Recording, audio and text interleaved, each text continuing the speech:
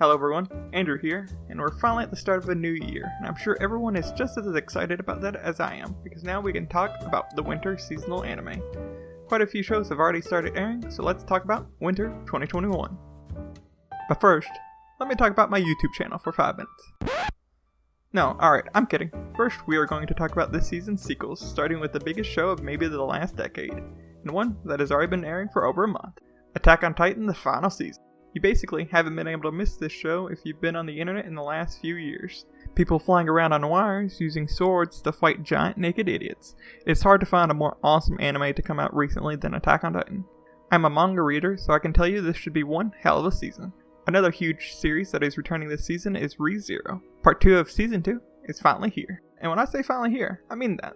By the time this video is uploaded, episode 1 should already be out. The main character Subaru has been through some awful things up to this point, but I think what he is facing this season may be some of the hardest challenges yet. This is one of the shows that I'm most looking forward to this season. But at least we only had to wait a few months for ReZero to return. This next show has been nearly 6 years since the last episode aired, this being Log Horizon. If you're a fan of the trapped in a video game scenario but don't like how it never really feels like a video game but just a fantasy world, then you should give this show a watch. I have personally been a fan of the recent trend of these older shows finally getting sequels. Log Horizon already has 2 seasons with 25 episodes each, so the 12 we are getting this time around may be a bit small, but I'll take whatever I can get.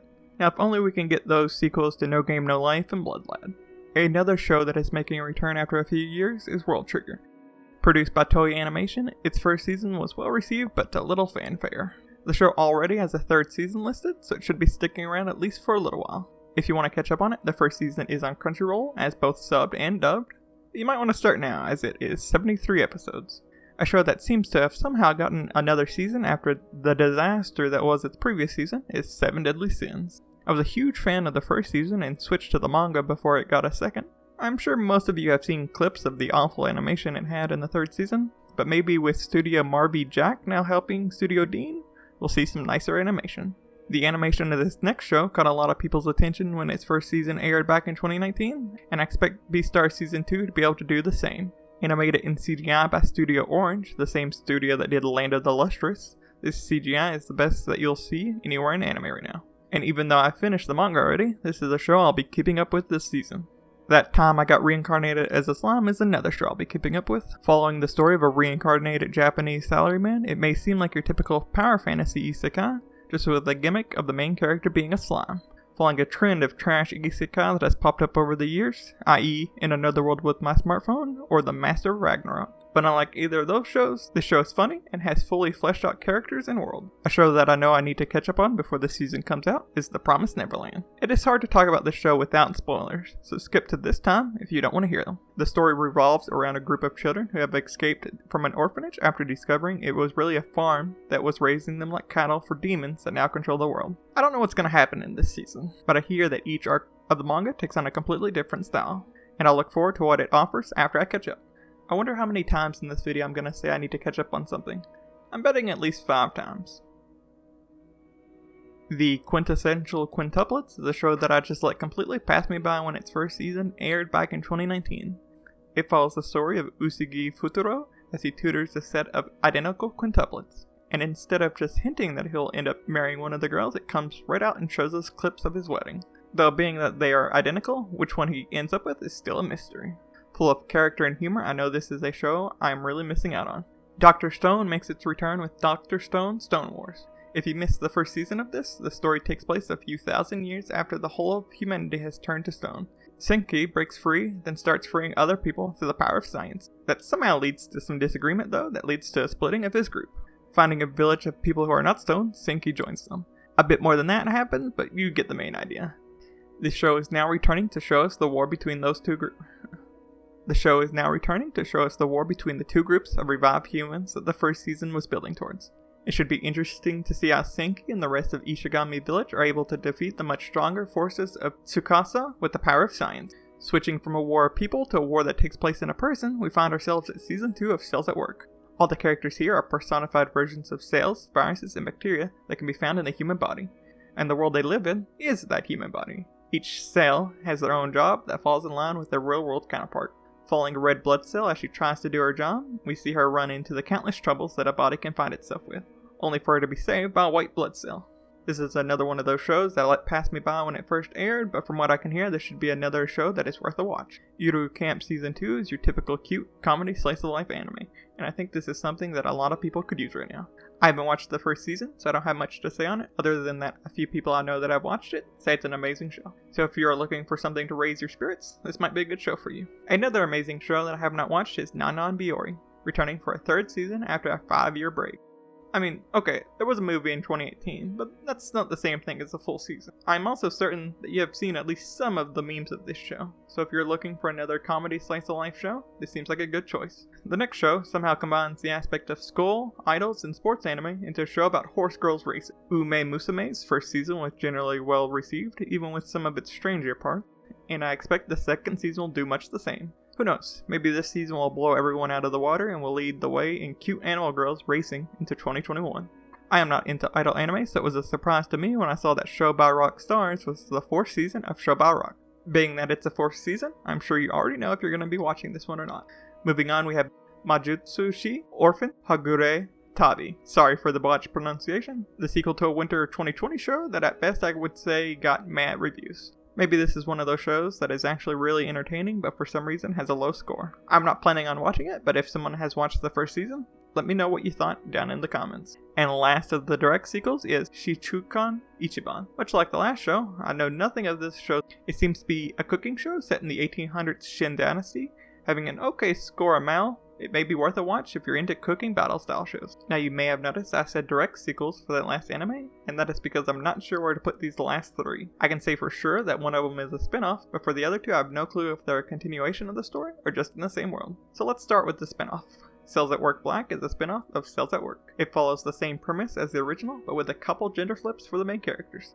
Where it really sets itself apart is that this is the body of someone who has not taken as good of care of themselves, and has a much more, should I say, adult content.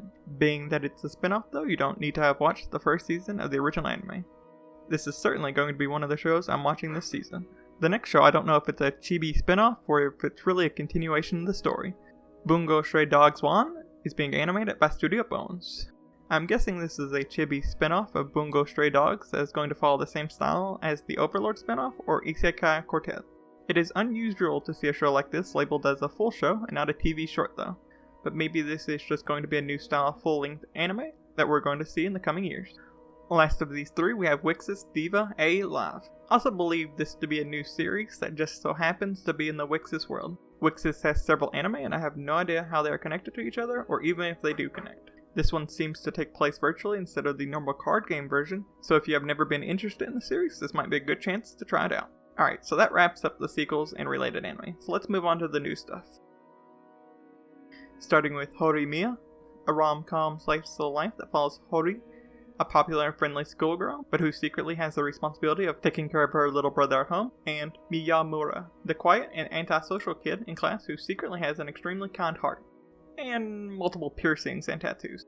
After a chance encounter, they both find out the other person's secret. Both now having someone they can rely on, we watch how they interact with each other. This is a show I've been looking forward to for a while, as I've been reading the manga for several years now. We have gotten a few OVAs over the years, but I'm glad more people will be able to enjoy this series now. Another manga I've been reading that is getting an anime is Bottom Tier Character Tomozaki, which is being animated by Project Number 9.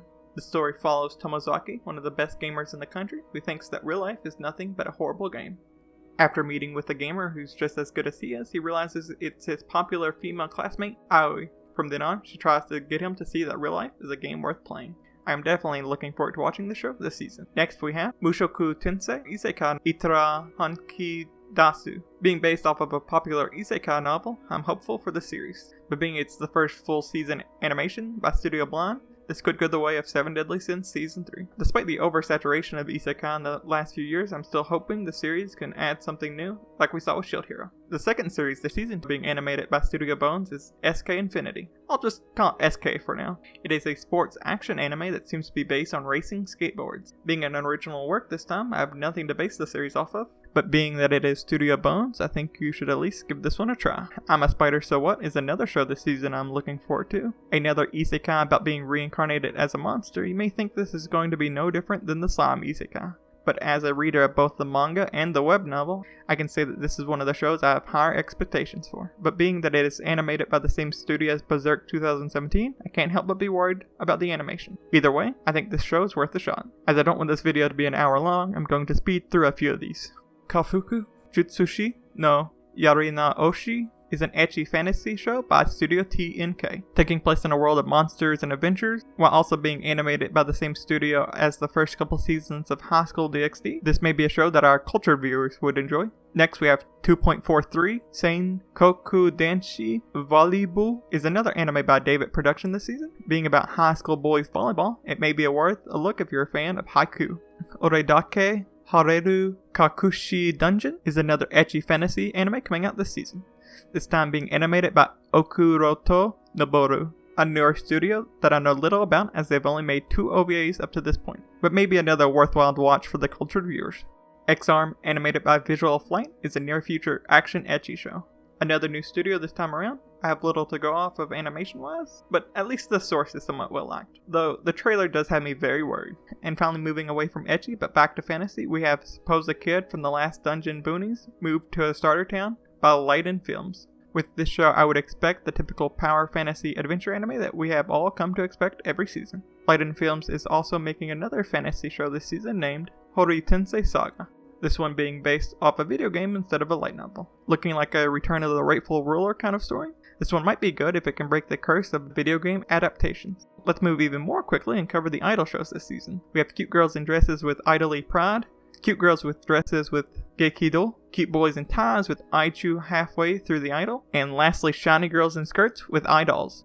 Sorry for the idol fans out there, but I don't have much of an interest in talking about them, and I think this video is getting long enough already. Alright, now we have Soko Musume Senki by Studio 8-Cat. This is going to be one of those only the girls have the super suits shows that come along every now and then. Think Infinite Stratos, just without the male lead. Being that this is another show based on a video game, and add on to that character designs for some reason only show their thighs, and I think I'm going to pass on this one. Moving on, we have Kyaibyoi Ramune from Platinum Vision. Taking place in a world where suffering causes you to develop a mysterious disease, Dr. Ramune and his apprentice fight the disease by uncovering the root of the problem to cure the people with it. Though they don't have many anime to their name, I don't think Platinum Vision has ever made an anime that wasn't at least decent. So I think it is fine to have some expectations for this show, but the description of the manga has me wondering what is happening in his pants. From Go Hands, the same studio that made the K series, comes another original work, Paraiteru no Kizu, a sci-fi action fantasy where the government has collapsed and tattoos that give unique powers have appeared. I enjoyed the K series, so I'm hopeful for this series as well. Though the thought of tattoos giving powers does make me worry that this is just going to turn into the train wreck of a show that Taboo Tattoo was. Asahi Production brings us the cute looking slice of life, Tenchi Sozo Designbu, a story about Heaven's animal design department. Each designer has their own style creation, which leads to the variety of animals we see in the world. Asahi has never produced anything more than just a decent show, so maybe this is the chance to really impress us. Back Arrow, produced by Studio Voln, has a description that sounds like it took the first line of Attack on Titan synopsis and added mechas, all while giving it a space dandy look. Being that this is also the studio that did Ushio and Tora, I will at least be giving this one a try. We have an original from JC Staff, Skate Leading Stars, a sports drama about a figure skater that retires and starts using their skills to teach high schools. JC Staff has made some amazing stuff over the years, but you have to remember, they also did the MILF Isekai. With no source material to base this one off of, I think we'll just have to wait and see. Alice in Deadly School is a zombie thriller from Hoods Entertainment, and it's based off a manga of the same name. Can't say much on it, but maybe this will take the idea of zombies in school in a new direction. As for Hoods, they've made a couple of good anime, and a lot of hentai, so it could go either way. Cloverworks brings us the original story of Wonder Egg Priority, a story about a girl named Ai who finds an egg that begins to bend reality, thus allowing her to meet some new friends. Being a huge fan of Rascal Does Not Dream of a Bunny Girl Senpai, I trust this studio to make a good anime. Now let's just hope the story can keep up. Uraseka Picnic by Leiden Films looks like it could be good. An adventurous sci-fi fantasy that takes place in another dimension where a girl named Suraro is joined by another girl named Toriko in search of her missing friend. I think this show has promise, so I'll be giving it a try myself, though that may mostly be because of the GL tag. And finally we have Kimono Jihan, a supernatural action show from Ajido, after a series of animal bodies rot away after a single night in a mountain village, an occult detective named Inugami is sent to investigate. If the manga is anything to go off, this should be a good show. Being that it is also being produced by the same studio that did Ascendance of a Bookworm, I have high hopes for the show. Alright, that is the over 40 shows we have coming this season, not to mention the several leftovers we have left from last season. I don't know about everyone else, but I can't keep up doing a normal season, let alone one as stuffed as this one. But if there are any diamonds in the rough, I'll be sure to make a video on it, so subscribe for more videos like this. Thanks for watching.